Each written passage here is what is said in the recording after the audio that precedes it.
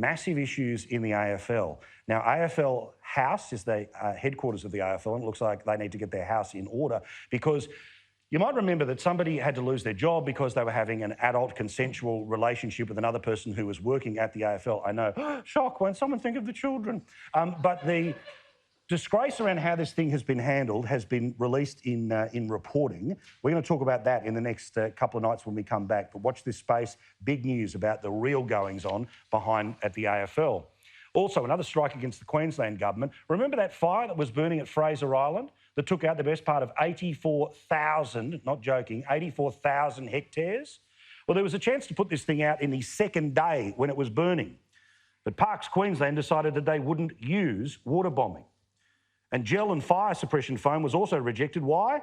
Because of its long-term environmental impacts. Also, the local Aboriginal corporation didn't give permission for water to be drawn from sources on the island, yet that thing burnt. Also, ridiculous. A court today in New South Wales has decided that the federal government and state government have a responsibility to protect future generations from climate change. I don't know how this became the law. I don't know how this became the remit of the courts, but that was decided today in Queensland. And also, if you believe the pollsters, Australians want the carbon tax back. Does anyone in the room here in Wagga want the carbon tax back? Yeah. I heard one yes, and you can leave. Now, here's the thing.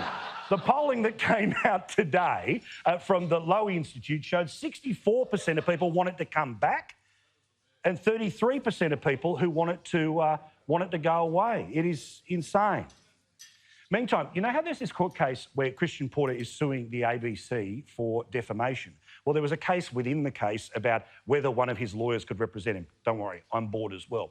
But this story has been fascinating to watch. It's been extraordinary in the past couple of days. As one of the friends of the accuser who took her own life openly admitted in court that one of the reasons for all of this to go public was to stunt his political career. Also, that some of the threats being made against the person who was going on to be his lawyer, since removed from the case today by the judge, was because they were going to make things very bad for his barrister. And meantime, behind the scenes, the decision has been made today that this thing all goes off to mediation. So someone wants this to go behind closed doors. Is it Christian Porter's team or the ABC? We will find out. With no doubt, we will know nothing about what actually happened when it came to the settlement.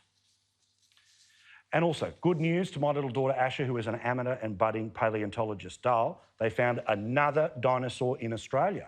Now, a team has been working in outback country, and they have found that maybe a dinosaur could be 98 million years old. Are we counting? 98 million years old. And it may well have been, I've got to get this absolutely right because my daughter will yell at me if I don't here, where we are talking about here a plant-eating dinosaur. And it is going to be very similar to those good old-fashioned long-neck ones that I remember from the world of something, a pod, I don't know. There's other things to talk about here.